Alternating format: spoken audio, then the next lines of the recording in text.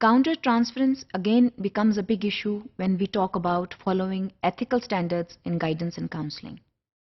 Counter-transference جو ہے اس پر ہم بات پہلے بھی کر چکے ہیں. اس میں اگر آپ اپنے آپ کو ایمپیتھیٹک فیلنگز تک محدود رکھیں تو بات ٹھیک ہے.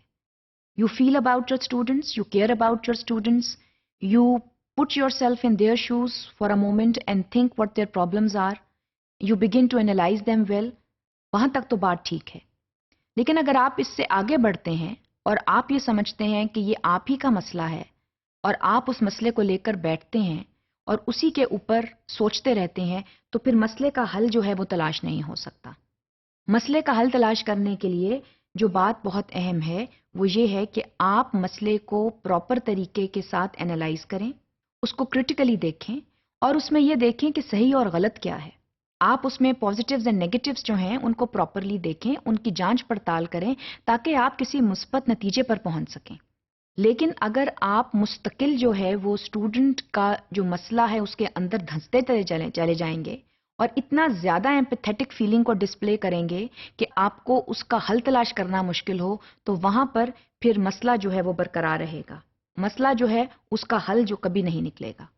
In any case, what is more important to understand is that your own feelings may never get problematic. Some teachers, they are extremely emotional. They are so emotional that sometimes when a student cries, they start crying. So when a student and the teacher, they both cry, then who will solve the problem? So it is important to be empathetic. That is a skill that teachers must have. They must have a caring connection with the student. But boundaries need to be drawn. If you are too emotional with a student, if you enter the life of the student and you get so involved, then it becomes difficult to come out of it. And then it becomes difficult to solve the problem.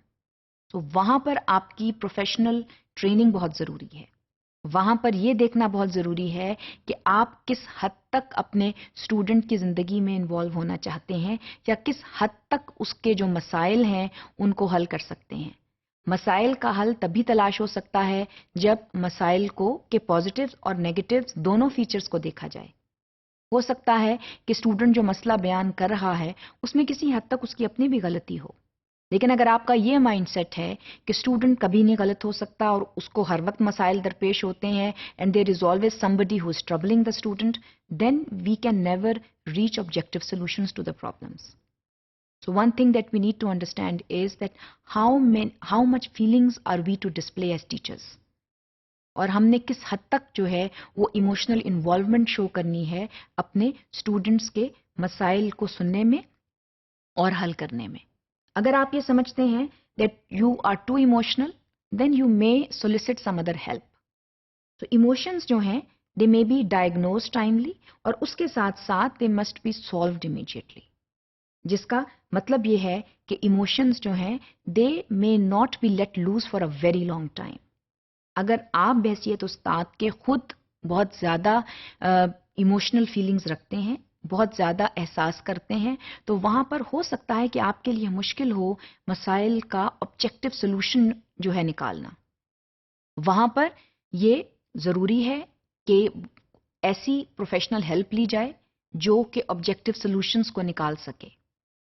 Student کے ساتھ جو ہے اس کو emotional support دینا آپ کا کام ہے، وہ آپ ضرور دیں، مگر کس حد تک دینی ہے یہ ایتھکس جو ہے ایتھیکل سٹینڈرڈز میں آتا ہے.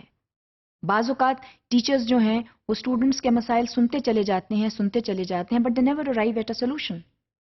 They get so emotional about the problems of the students and then they keep discussing them with other people without realizing the ethical standards that they need to follow, and they never try to resolve them because they have a certain mindset that they have to just listen to the problems. But if there are genuine problems, they need to be resolved timely. اور وہ تبھی ممکن ہے جب آپ objective resolution کی طرف جائیں.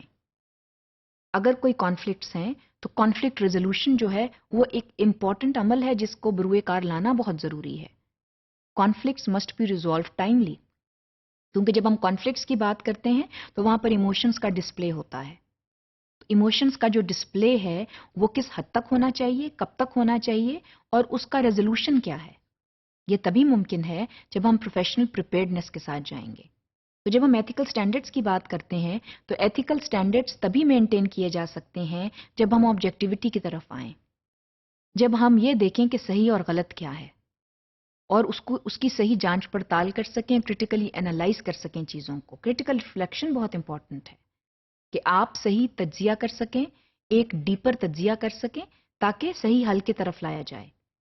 لیکن آپ اگر اس قدر ایموشنلی انوالو ہو جائیں گے کہ حل کی طرف جائیں گے ہی نہیں، تو وہاں پر پھر بطور کاؤنسلر کے you basically show an inadequacy. So it is okay to show that you are not capable of handling issues, then proper help can be solicited. So these are the ethical standards that we must follow if we have to become teachers and if we are teachers as well as counselors. So teachers are basically counselors, and in order to become a counselor, one must understand that there are some ethical principles that must be abided by.